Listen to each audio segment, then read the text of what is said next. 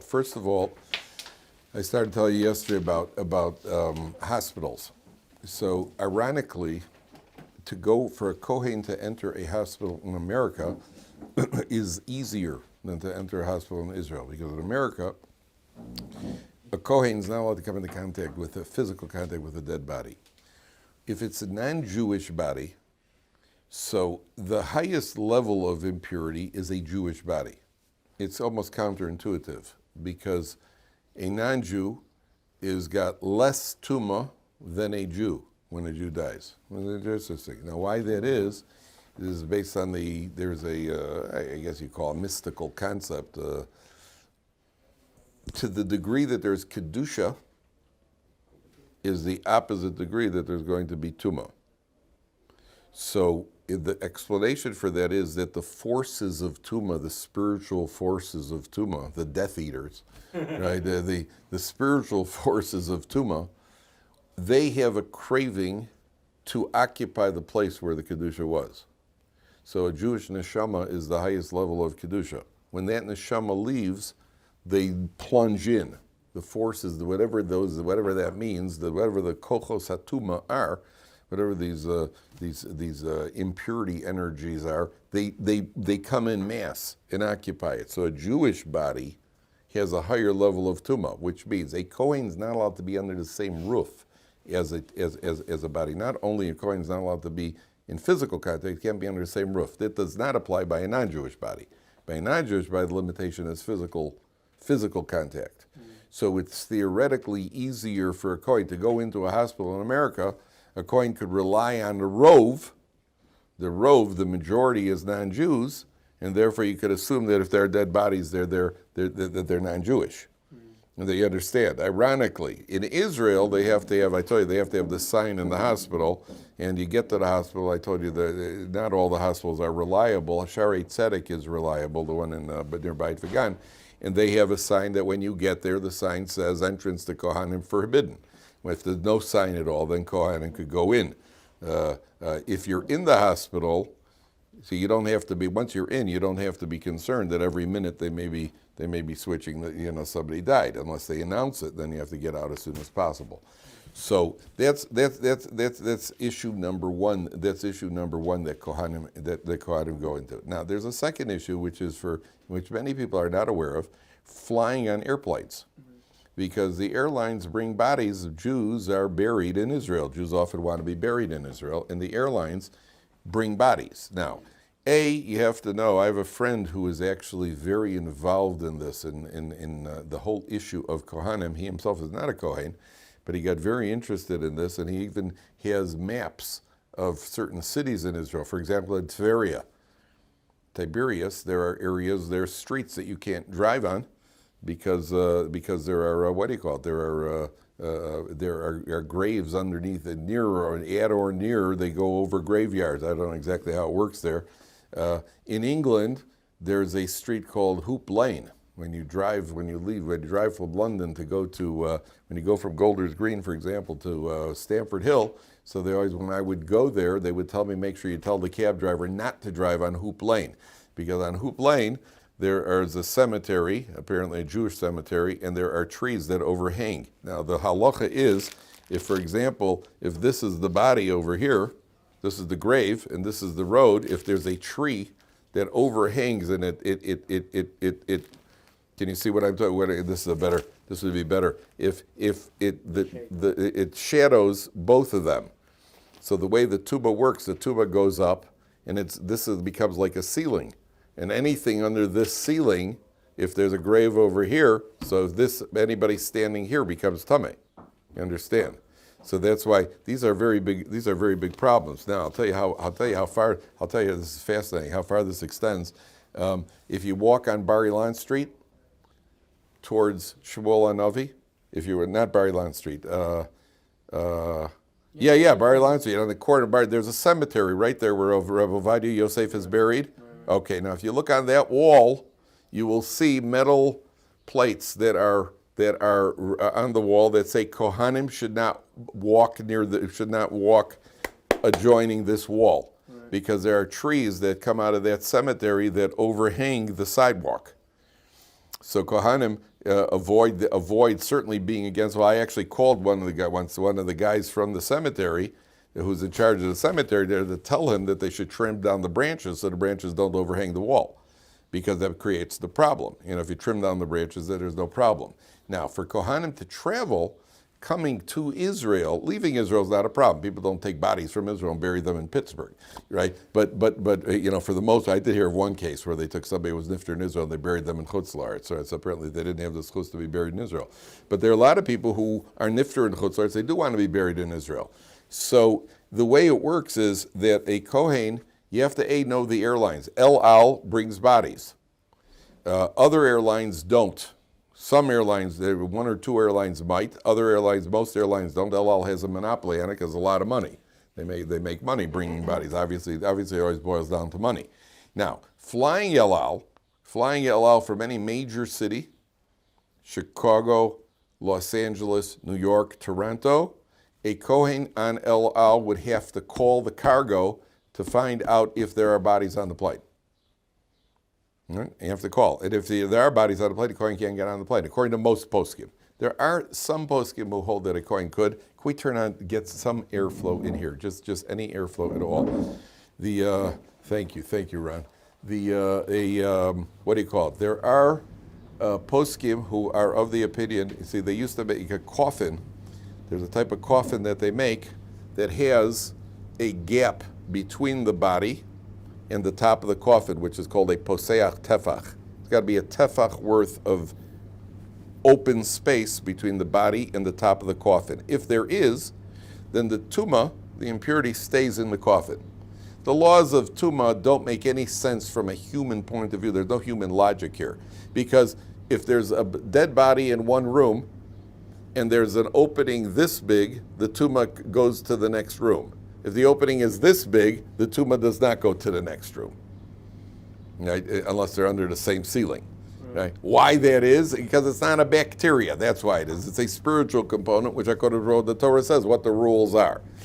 Coming to Israel, we used to have to call. Now, believe it or not, El Al has a flight from Newark, which is guaranteed. That's the Kohanim flight from Newark. That flight will never carry bodies. 0027 or 0028, never, from Newark Airport, does not carry bodies. Whereas from Kennedy or from the other place, if you want to fly, you could fly, but then you have to go. I've done that. It's very nerve-wracking. The day of the flight, I start calling cargo to find out if there are any bodies scheduled. And then you have to call up until about 2 hours before the flight, because that's when they lock the flight. And if they tell you there are no bodies, and I did that once with my family. I used to do that. And one time we were coming, my wife who lives in Columbus. We had to catch a connecting flight to New York, and then from New York to Israel. And all day long on the day of the flight, I'm calling from Columbus to find out if we should even leave. It was very nerve-wracking. Eventually we stopped that. Now what I do is I fly usually from, if I'm leaving the States, I either take the El Al flight. If I fly El Al, I go from Newark. If I'm flying a regular airlines, then I'll go. It's not a problem. I don't have to check. Last flight I came from Kennedy on, what was I on? I think a United. So I didn't have a problem because I don't bring bodies. But if I go to El Al, so what I've done is I fly from, like I went from LA, I went on United Airlines to Frankfurt. And Frankfurt is a small enough Jewish community, and then I got picked up El Al in Frankfurt. It's a small enough community that the majority of flights, once you cross the majority line, if the majority of flights do not have bodies, so then you don't have an obligation to check. No. The majority of flights do not have bodies, then you don't have an obligation to check. Some people say, you should still check unless it's a very, very minority, like 10% or less. But by the letter of the law, as long as it's not a rove, then the Kohen does not have an obligation. I was once in England coming to Israel. So it turns out in England, between El Al and British Airways, they're 1 in 20 that bring a body. So you don't have to check. But at one point back then, I was on El Al and I kept calling cargo. So I said to the guy, "Are there going to be any flights on tonight's body? Any flights on tonight's body? Anybody on tonight's flight?" The guy says, "As of yet, no." So I call him up an hour later. "Are there any bodies on tonight's flight?" "As of yet, no." Then I call him up the last time, about an hour before the flight, says, "Are there going to be any bodies on tonight's flight?" "Yes, 200 of them, all of them alive." He had about enough of me. Okay, so I get on the flight, and no problem. But that is what happens now. You have to know whether the Kohanim have to know whether they do bring bodies. Right? Yeah, go ahead, Jake. If there's a coffin being loaded onto an El Al flight and it docks with the airport, is that considered the same issues as the whole airport? So listen to this. Oh, it's an interesting question. There are two problems with airports. Problem number one started with an Israeli pilot. And the pilot was at a shir. It became a Baal Tshuva. And they were learning in the shir, and there's a concept in the Gemara about somebody who is suspended over a cemetery in a box. Gemara mentions that. So the Rav who was giving the shir, he said an example of that would be an airplane flying over a cemetery. And if the airplane flies over a cemetery, then the airplane becomes tameh, and everything inside of it is tameh. That's what the guy said. Okay. So this guy said was a pilot. He was a former pilot, or he was a current pilot. Or if it was the current, he said, well, when we take off the airplanes leaving the airport at 800 meters, the planes are very precise on their height. At 800 meters, we fly over the cemetery in Bat Yam. So that becomes a problem for Kohanim leaving the country. And they put some activists in a cemetery. The Frum guys went to the cemetery and they were checking, and yes, the planes are parallel right over the cemetery at 800 meters. I mean, it takes maybe 10 or 15 seconds to fly over the cemetery, but yes. Now the problem is we're going back a little bit more than 20 years. The problem is this happened right before the story broke. It was close to right before Pesach. The guys, the Kohanim in the country who were learning the guys learning in the yeshivas in Israel had a problem. Now, what happened was, it was a 747. What they said was like this: if it's a 747 at night, it's not a problem. All other planes are a problem. Apparently, the 747s at night, they rerouted them. All other planes were problematic. The guys going to Europe, it was all planes. So you guys from the Mir Yeshiva who had to go home for Pesach, and were doing all sorts of funny things like taking boats to Cyprus and then getting a flight from Cyprus because they couldn't get out of Israel on a regular plane. I had to go. We had an Ohr Somayach program in Chutz La'aretz, and I had to go right after Pesach, and so I booked myself on a 747 at night. And the problem is that if the 747, if there's a problem with the plane, they'll switch planes on you. And if they switch planes, then that plane will go over to the cemetery. I think it had to do with the amount of noise at night, that sort of thing. Okay, now you may have seen a picture, and you could go online, you'll see a picture. Somebody came up with a brilliant idea. A Kohen came up with a brilliant idea, because halacha is that if you're inside a container, a sealed container, even though the outside container is tameh, the inside container protects you from becoming tameh. So there was a Kohen who came up with a brilliant idea. He'll go on the plane and put himself inside a container. Now, the problem is what container can you be in on an airplane? What container can you take on an airplane in order to completely conceal you? And it's got to be totally airtight. So he came up with the brilliant idea of a body bag. A big plastic body bag, right? And so he actually got on a plane, and on takeoff, and again, it's only at 800 meters for 10 seconds, on takeoff, he put himself in a bag with a sealed bag. And the poskim held, according to halacha, it works. The only question was whether this bag constitutes a container or not. But most poskim held it does, and there you have the picture. There's a Kohen who actually got on a plane, and he put himself in a container, and what do you call it? So I decided that in case they switch planes on me, I had to get out of the country, I will, just in case, I'll take a plastic bag, and if I see at the last minute they are pulling shtick on me, so I'll put myself in a bag on takeoff. So Mrs. Kaplan said to me, you will not put yourself in a bag on takeoff. And I said to her, why? This was shortly after 9/11. I said, why?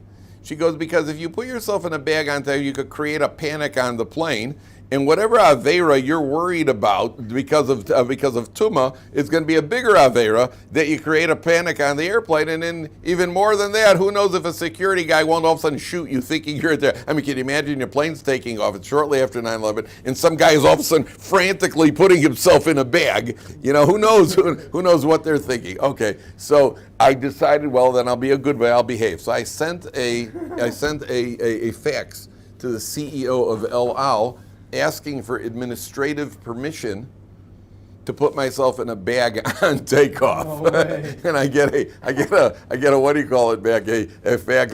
Mr. Kaplan, you are not allowed to do anything on takeoff other than sit securely seat belted in your seat. This, that, the other. That was the what do you call it? So then I went. My parents, my father, my mother, they lived in a building with one of the religious Israeli Knesset members, Rav Ravitz, who lived in the same building.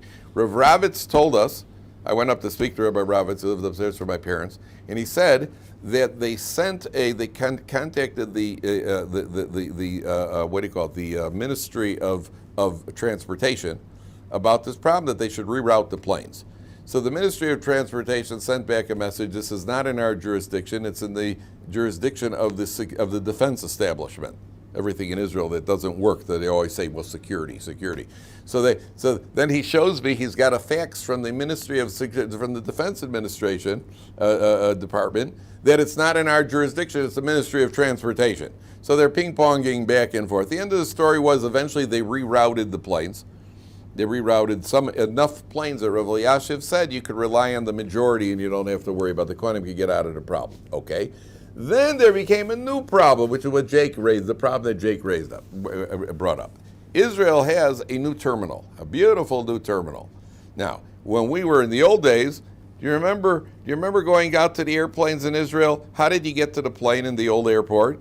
You got on a bus, and the bus took you out to the plane. So we were all convinced, why does the bus drives you out? The plane's parked out over there, and the bus from the terminal drives you out to the plane, and then the soldiers wide look at you as you walk up the stairs, and everybody was told, yes, it's because of security. Then they built a new terminal, and the new terminal has a sleeve, and the sleeve connects up to the plane. Now, theoretically, somebody came up with the question, if a plane flies in with a body, and the sleeve connects up to the plane, you've just knocked out the entire airport for all Kohanim. Right? As soon as the sleeve connects, it's instantaneous. There's Tuma on the plane. You got what do you call it? You got an override. How do you like these shilas? You thought that the Rabbanim only deal with forgetting Yalav V'Yavo on Chol HaMoed, huh? No. And so it became a question of, well, the plane flies in, and the sleeve. So this activist, this friend of mine, went to Rav Elyashiv and he said, we got a problem over here. So Rav Elyashiv told them what they have to do is they have to somehow get the authorities to allow the Chevra Kadisha the remote control on the sleeve. When the plane lands, the sleeve opens up, then there's that last instant of where it connects to the entrance of the plane.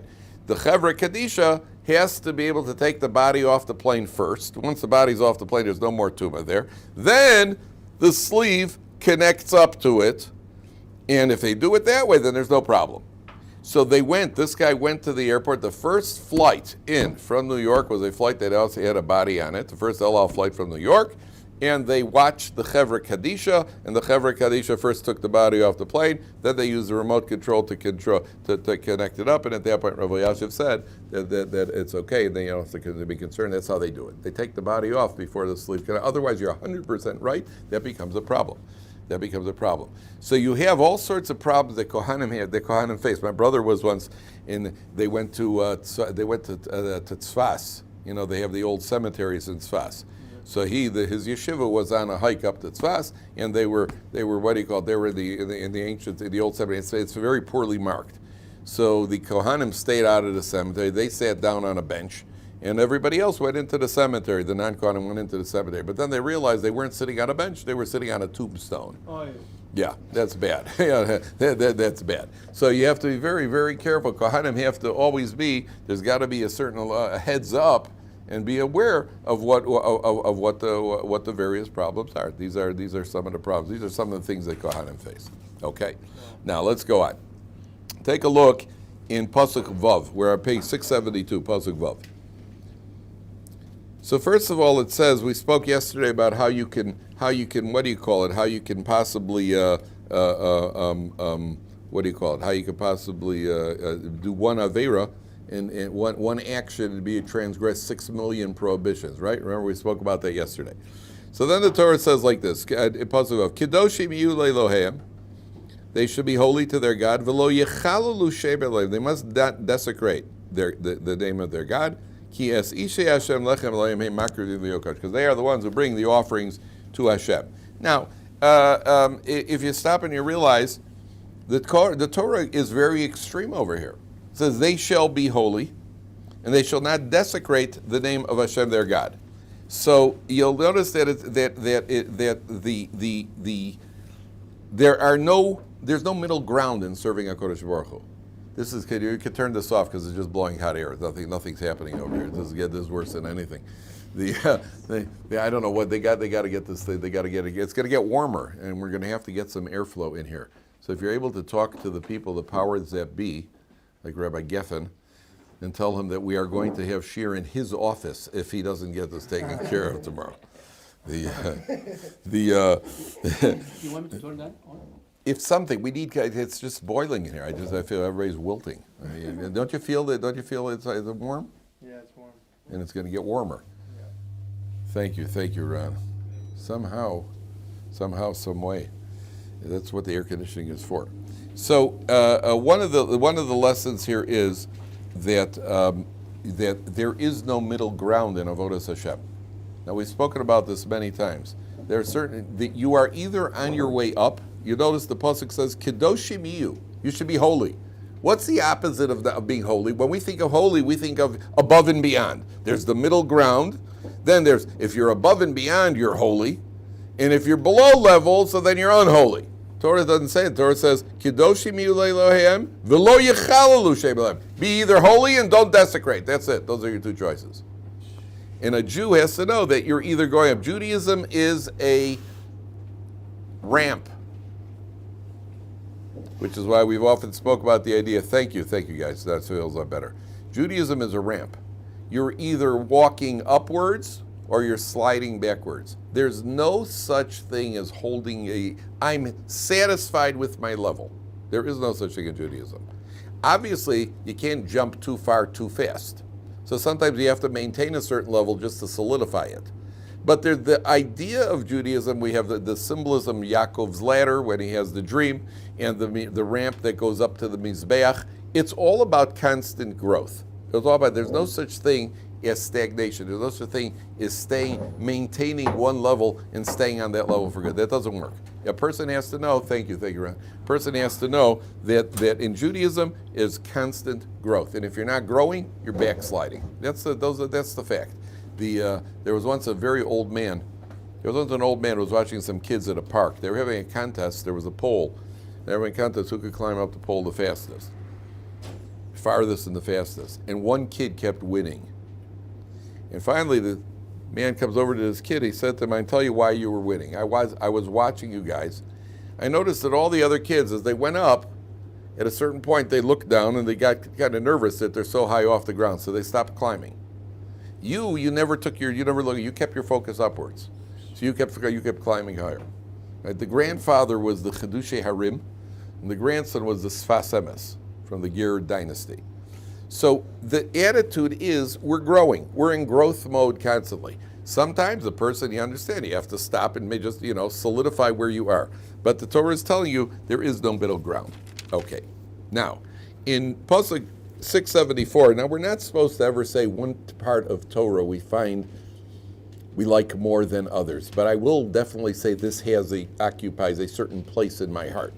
Because on the top of page 74 it says, V'kidashto, you must sanctify him, ki es lechem elokecha hu makriv, because the Kohen brings the offerings, kadosh yelach, he shall be holy to you, ki kadosh ani Hashem mikadishchem. Now take a look at Rashi. V'kidashto, first Rashi on 674. Al korcho, against his will. You have to keep the Kohen holy. She'im lo rotza legaresh, if he doesn't want to divorce a woman who he's not allowed to marry, hal kehu, hit him, v'yasrehu, cause pain, ad she'yagaresh. That means if a Kohen decides to marry, Kohen's got certain limitations. A regular Kohen cannot marry a divorcee, or a woman who has been involved in a relationship which renders her off limits. For example, a woman who has lived with a non-Jew. She cannot marry a Kohen. For a widow, a regular widow, a Kohen could marry.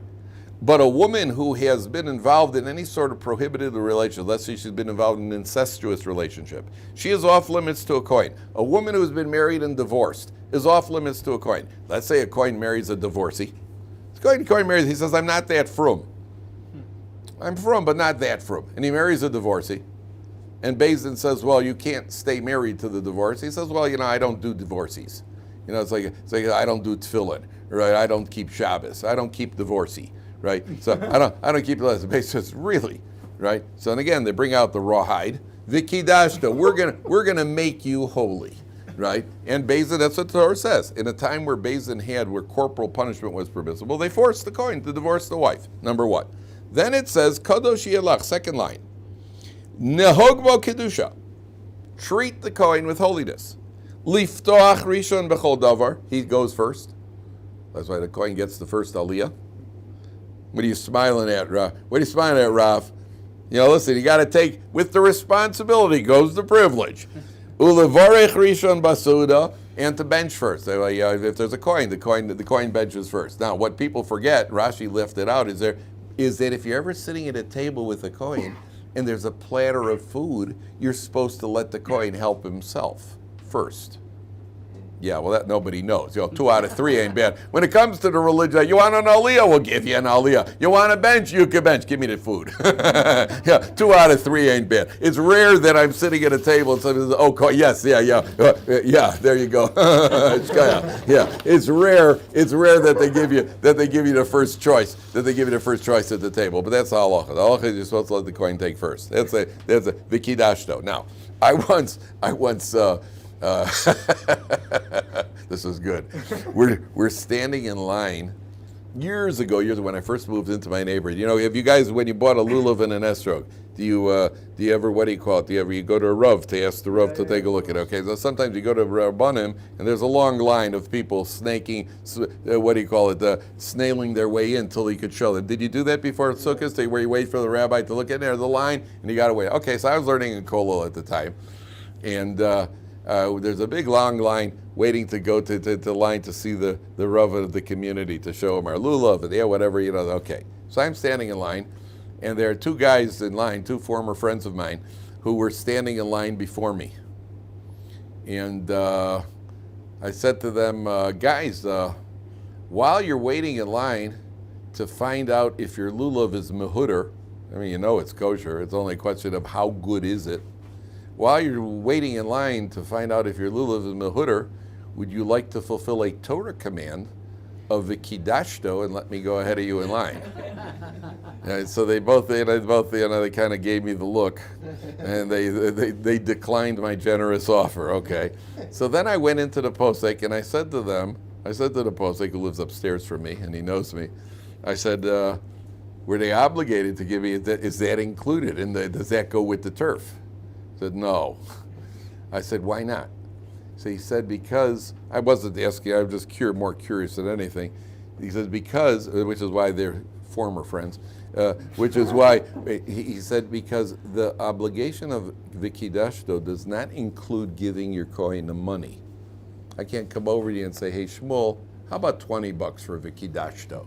Right? He doesn't have to give me. He's not obligated to give. That's not unfortunately, that's not included in Vikidashto. So the posek said to me, to give up your time is like giving up your money. That they're not obligated to do.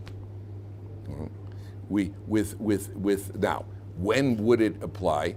If a Kohen and a non-Kohen hit a doorway at the same time, and it's an insignificant amount of time to let the Kohen go first. There you have an obligation of Vikidashto. But once it becomes a significant amount of time, we view, the world says time is money. We say the contrary, money is time. The more money I have, the more time I could save. And then I could use that time for something productive, like learning Torah. So you don't have to give up your money for the Kohen. So similarly, you don't have to give up time for a Kohen. You would have to give up if it's an insignificant amount of time. An insignificant amount of time. So they didn't let me cut the line. But that is what Vikidashto is. Now included in this is if you look at Shulchan Aruch and Siman Kuf Chav Ches, which is one of the most least learned simanim in Shulchan Aruch, because this is the laws of the Kohanim, the Birkas Kohanim in the morning. At the end of Siman Kuf Chav Ches, so it says there's a halacha, and the halacha is Asur lihishtamesh b'kohen b'zman hazeh. You're not allowed to make use of a kohen nowadays, which means you can't ask Kohanim to do things for you. A kohen who works a job is one thing. If it's a job, my job is a plumber. You can hire me as a plumber, you're going to pay me. But to ask a kohen to do something for you is according to halacha, you're not allowed to do. You can't ask a kohen to fix something for you. You can't ask a kohen to pass you something at the table, according to most opinions. There is an opinion that says if it's something insignificant, like please pass the ketchup, that you could do. But there are opinions that say you can't. There are opinions that say, is there a Mishnah Berurah here, Chelik Beis? Do we have a Mishnah Berurah down here? Is there a Mishnah Berurah Chelik Beis? I want to read this to you because you guys don't believe me. And I've got a vested interest here, right? So it says like this in Kuf Chav Ches, right at the end of Siman Kuf Chav Ches. I know you don't believe me. I know you don't believe me. That's okay. There you go. Here we go. I wish we just could make this larger. Put a Asur lihishtamesh b'kohen afilu b'zman hazeh. Even nowadays, dehave kemol behektish. It's as if you are desecrating the holy goods. Im lo mochal al kach, unless the kohen is willing to overlook it. Unless the kohen gives permission.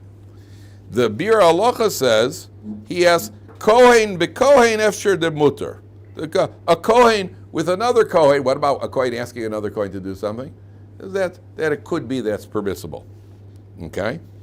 But he says if he's not mochel, the Mishnah Berurah says, now listen to this. Avali mochel mutter. If the kohen is willing to overlook it, it's permissible because the honor of the kohen belongs to him.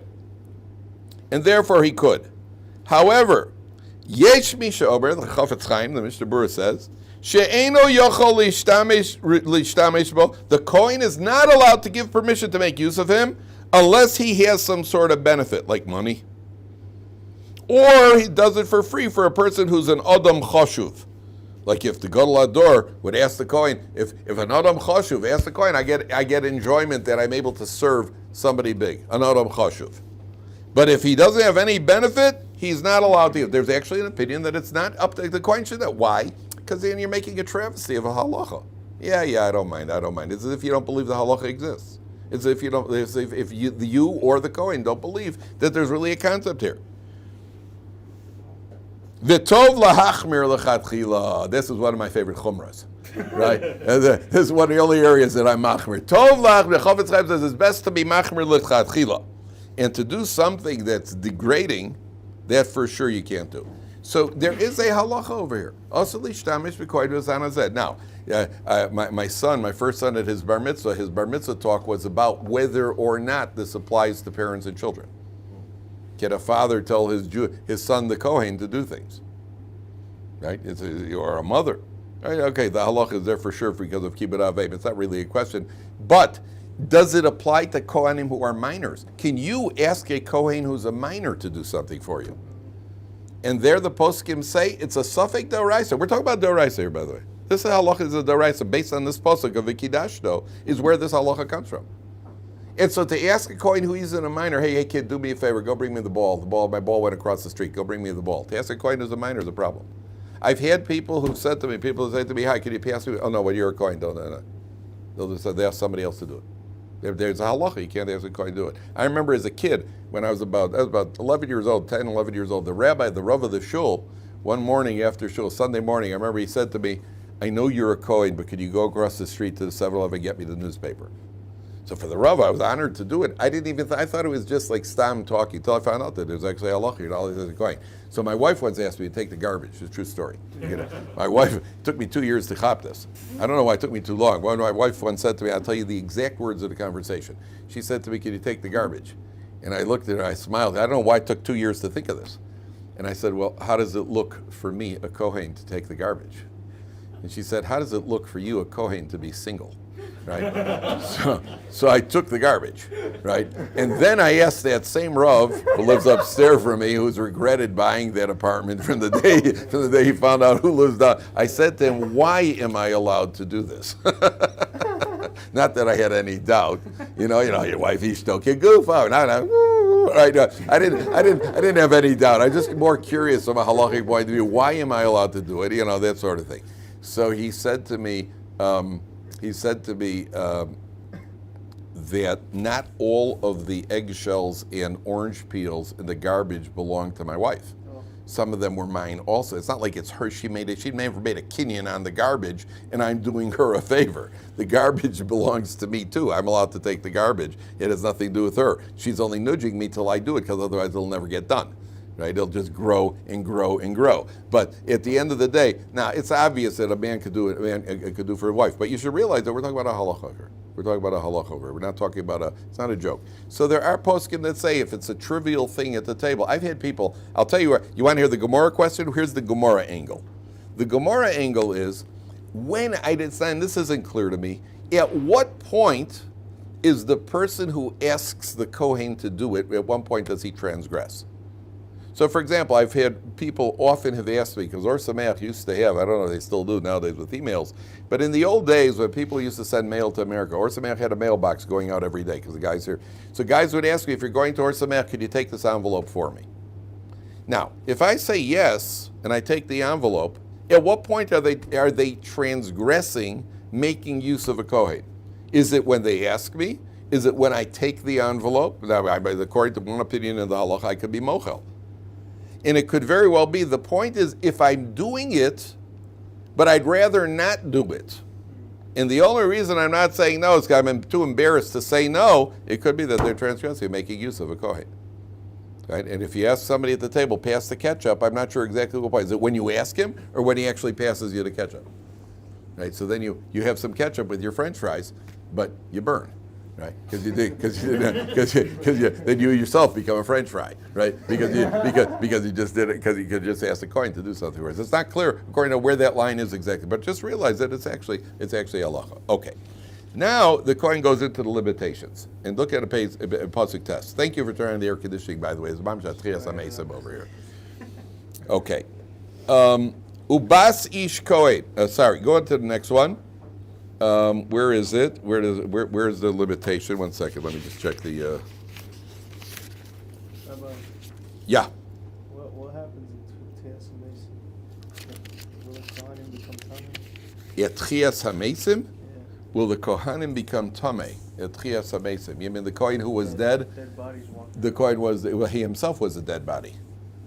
Right. So at Tchias HaMesim, we're going to have a Parah Aduma. There, eventually there's going to be a Parah Aduma, and everything's going to come out of that. What do you call it? Take a look. Where is it? Oh, sorry, I skipped it. The previous pasuk. Here's the limitation. At the bottom of 672. Isha zona v'chalola lo yikachu. A woman who is at a level of immorality, or a chalola, a woman who has been involved in an illicit relationship. For example, a woman who has lived, let's say a regular woman who has lived with a non-Jew, so she becomes a chalola. Or let's say a Kohen, let's say a widow, let's say who would be an example of a chalola? 1 second. Oh, she's born from, Rashi says, she's born nolda min apsulim. For example, a widow married a Kohen Gadol. Or let's say a Kohen married a divorcee. If a Kohen marries a divorcee, his daughter is a chalola. His son is a chalola, is essentially a non-Kohen. His daughter is a chalola. So there's a limitation. Isha zona v'chalola lo yikachu. They're not allowed to marry a woman who's got any sort of inappropriate relationship, because the Kohen himself has to be a level of kedusha. The isha grusha be'isha, a woman who is divorced. he's not allowed to marry. Ki kadosh love. Now the reason he is allowed to marry a widow. A regular Kohen can marry a widow. A Kohen Gadol cannot even marry a widow. What's the difference between a widow and a divorcee?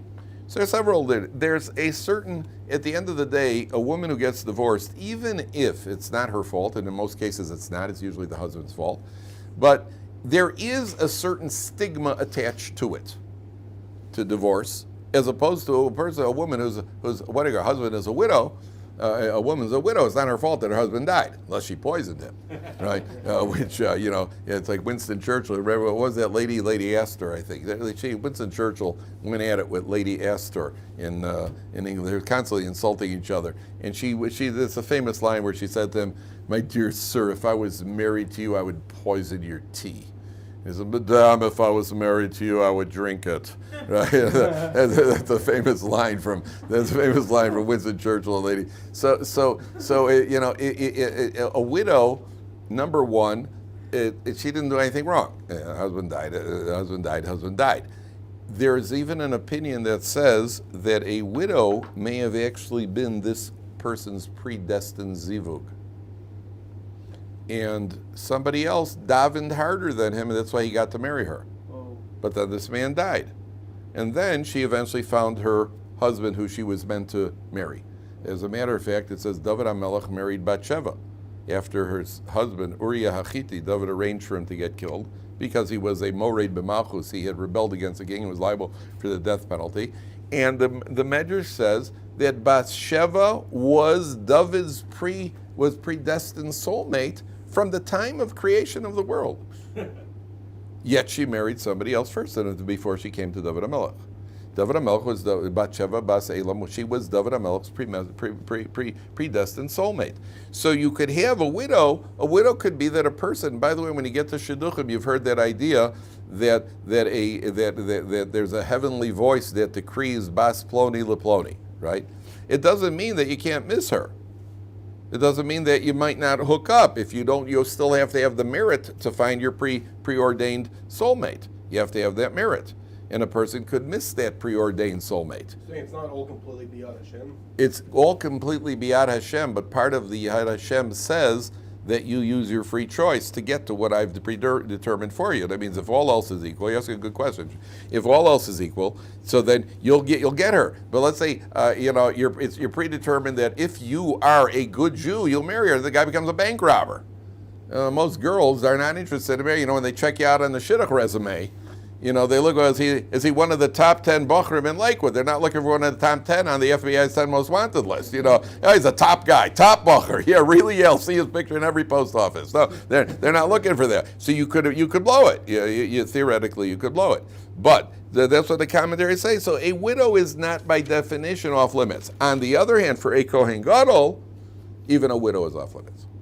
A Kohen Gadol, even a widow is off limits. A Kohen Gadol has to marry who isha bivsulei yikach. He has to marry a woman who's never been with a man before. Pasuk Yud Gimel on page 674. Who isha bivsulei yikach. Now there are some interesting, what do you call it over here? There was an interesting shaila of Reb Moshe Feinstein had a shaila that you want to talk. And again, this is your Yala v'Yavo on Cholamoid shaila.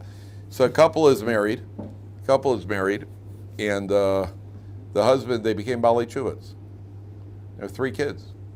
And the husband's at a shir, and he finds out in the shir, Kohen's not allowed to marry a divorcee, but he's a Kohen and his wife's a divorcee. And they have 3 children. And the halacha is they're not allowed to stay together. So they asked Rabbi Moshe Feinstein what to do. How'd you like to paskin that one? Yeah. How's that for a nice Tuesday morning psak? Right? So that's Rabbi Moshe Feinstein. So Rabbi Moshe Feinstein said they have to do a background check, and to make sure, how do you know you're a Kohen? And there was, you see, Kohanim nowadays, we are called Kohanei Chazaka. We're not got Yichus. We don't have a trace of our kahuna. There is one family, there's a famous family called Rappaport from Italy, who had they could trace their Yichus all the way back to the second base of Migdash. And the Vilna Gaon, who was a firstborn, firstborn has to do a Pidyon Haben. And the Vilna Gaon, anytime he met a new Kohen, that he was not, if a new Kohen came to town, he would redeem himself again just in case the previous Kohanim who are by a chazaka were not actual Kohanim, until he met a member of the Rappaport family, and he did a pidyon haben with him, and after that he was happy, because they have a yichus. So we are Kohanei, what's called Kohanei chazaka. So Reb Moshe Feinstein checked into it, and based on the knowledge of where this Kohen came from, he said that you could rely on the fact that he's not a Kohen, and therefore he could remain with his wife and they don't have to get divorced, but he does not have Kohen status. We had a guy here at Ohr Somayach who found out he was a Kohen because he went to his grandfather's to see his grandfather's grave, and on his grandfather's grave they have the hands, the Kohen hands. The Kohanim often had these hands that were carved into the grave. I remember the guy telling me a story. He said he saw hands on the grave, and I was like, "Whoa, what are you?" The Kohanim hands, the Kohen, the what do you call it? He saw that carved onto the grave. That's why, and based on that, they determined he was a Kohen. Actually, I think it's called engraved when you kind of make like a design out of. Engraved on the grave, yeah, engraved on the grave. So they had not engraved, right. So and then there was another guy I heard who came from Russia, and he went to these Rabbanim, and they were trying to figure out his status, and he said that his the only thing he remembers is that his mother bought his father a new pair of socks before every Yontif. The Rabbanim said, "You're a Kohen." Why? Because on Yontif in Chutz La'aretz they do the Birkas Kohanim, the Kohanim take off their shoes. And no woman in her right mind is going to have her husband go up there with holy socks, right? So she bought him new socks, and based on that they said he must be a Kohen. Right? So you have these problems. Problems have come up all through Jewish history, fighting the yichus. But that's what he called. But a Kohen has limitations. We'll talk tomorrow about the symbolism of why they have these limitations. All right.